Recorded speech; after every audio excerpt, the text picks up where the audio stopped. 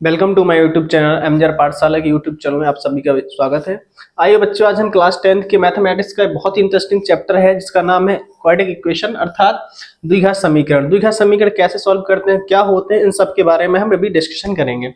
तो द्विघात समीकरण क्या होता है, मीन्स कोई भी एक ऐसा समीकरण जिसकी अधिकतम घात कितनी होनी चाहिए, 2, फिर उसके बाद 1, फिर उसके बाद 0।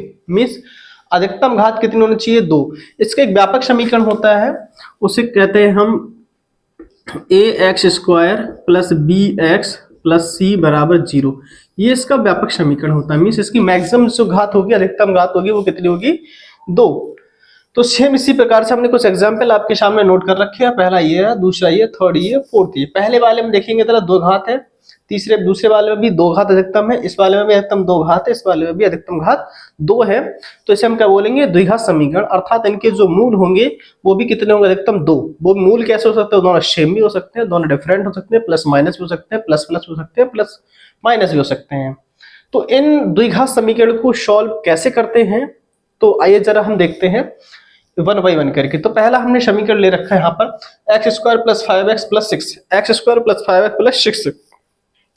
मीन्स ये कह रहा है कि 6 के ऐसे गुणनखंड करने हैं, 6 के ऐसे गुणनखंड करने हैं कि जोड़ने पर 5 आए। मीन्स 6 के गुणनखंड करने हैं, जोड़ने पर 5, प्लस मीन्स जोड़ने पर माइनस होता तो घटाने पर कितना आना चाहिए, 5। और जो एक्स स्क्वायर उसका कोफिशिएंट होना चाहिए वो कितना होना चाहिए, जो भी है उसका मल्टीपल हम करते हैं सी से। मीन्स यहाँ पे जो भी कोफिशिएंट है उसका मल्टीपल कर देते हैं हम सी अचर से। तो इसका कोफिशिएंट मीन्स गुणांक कुछ भी नहीं है, अभी 1 मानेंगे तो 1 का गुणा 6 में करेंगे तो कितना आएगा, 6। और 6 के गुणनखंड करने की जोड़ने पर कितना चाहिए, 5। तो 6 गुणनखंड करेंगे तो कितना होगा, 3 दूनी 6 और 3 और 2 कितना होता है, 6। तो सिंपल है।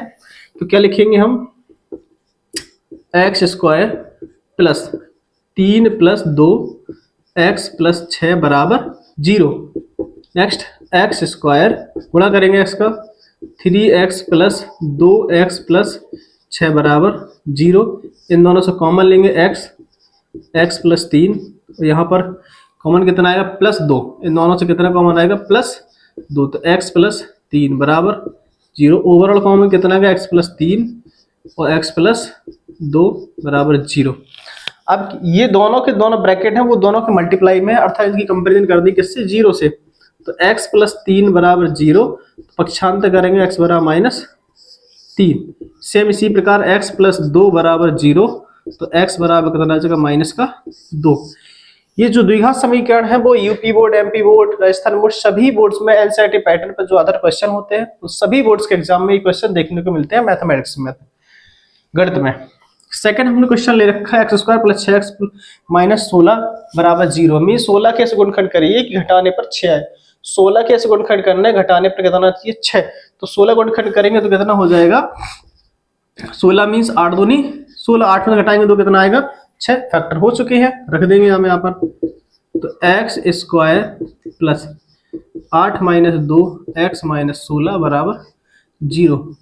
X square plus 8x minus 2x minus 16 बराबर 0। इन दोनों से कॉमन लेंगे x, तो x प्लस 8, यहाँ कॉमन आएगा 2, x प्लस 8 बराबर 0। पूरे से कॉमन आएगा x प्लस 8, x माइनस 2 बराबर 0।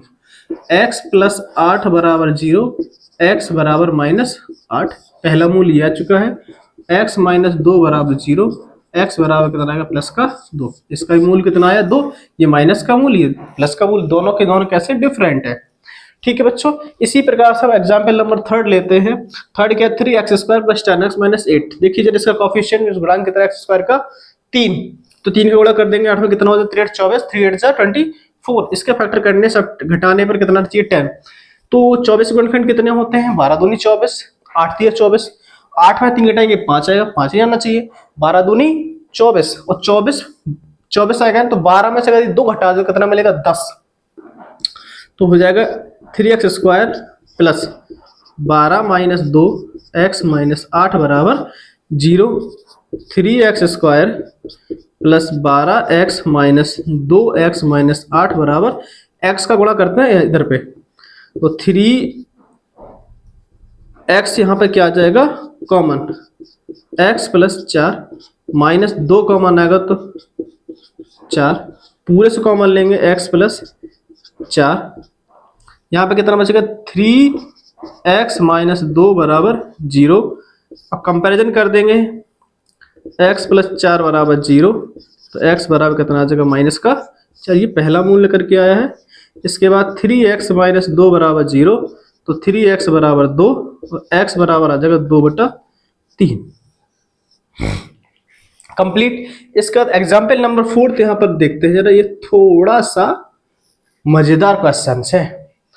इन क्वेश्चंस को बच्चे थोड़ा सा भागते हैं ऐसे क्वेश्चंस को हल करने में, क्योंकि जैसे ही इसका रूट दिखता है तो बच्चे डर जाते हैं, जबकि डरना बिल्कुल भी नहीं है। क्या करना, सबसे पहले देखें जरा 12 गुणनखंड करने की जोड़ने पर 4√3।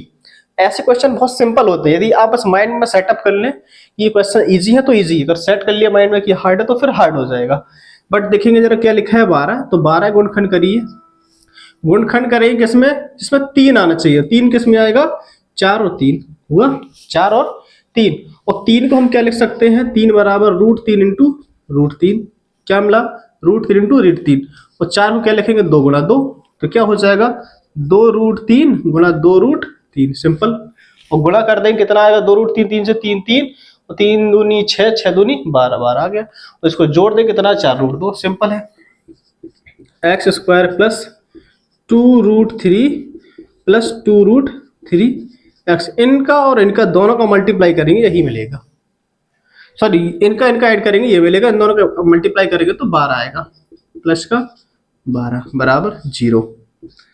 X square plus 2√3 x plus 2√3 x plus 12 बराबर 0। इन दोनों में से क्या कॉमन दिख रहा है हमें, एक्स कॉमन आएगा तो 2√3, यहाँ पर भी क्या कॉमन आएगा 2√3, एक्स प्लस 2√3 इक्वल टू 0। पूरे से कॉमन क्या आ रहा है, एक्स प्लस 2√3, यहाँ क्या बचेगा 2√3 बराबर 0। पक्षांतर करेंगे माइनस का 2√3, यहाँ पर भी सेम है, पहला मूल आ चुका है, दूसरा मूल 2√3 इक्वल टू 0, एक्स बराबर माइनस 2√। ठीक, क्लियर बच्चों। तो देखिए जरा मैंने क्या किया, 4 क्वेश्चंस हमने चारों थोड़े से अलग पैटर्न्स के लिए रखे हैं, चारों में विभिन्नता देखने को मिली होगी, और चारों क्वेश्चन बहुत ही मजे के साथ सॉल्व किए होंगे। तो बहुत ही क्वेश्चन सरल होते हैं, यदि आप इंटरेस्ट के साथ मजे के साथ समझेंगे पढ़ेंगे तो सभी जो क्वेश्चन होते हैं मैथ्स के बहुत सिंपल होते हैं। पूरी मैथ्स ही ओवरऑल अगर बात करें तो एक तरह से सिंपल होती है। क्या होता है, प्रॉब्लम्स होती हैं, प्रॉब्लम्स को सॉल्व करना होता है, तर्क बुद्धि यूज करनी होती है, फॉर्मूलाज यूज कीजिए, माइंड का यूज कीजिए, और जो भी क्वेश्चन है बहुत ही सिंपल तरीके से सॉल्व हो जाएंगे। इसी प्रकार पूरी मैथमेटिक्स हम पढ़ेंगे बहुत ही सरल अंदाज के साथ। तो इसलिए आप एमजर पाठशाला की यूट्यूब चैनल को आप जरूर सब्सक्राइब कीजिए और अपने दोस्तों तक जरूर शेयर कीजिए। व्हाट्सएप, यूट्यूब, इंस्टा, जो भी मीडिया है, जो भी माध्यम है, उन सही पर शेयर कीजिए और लगातार ऐसी वीडियो देखते रहिए, एंजॉय करते रहिए और अपना ख्याल रखिए। Okay, bye bye, take care.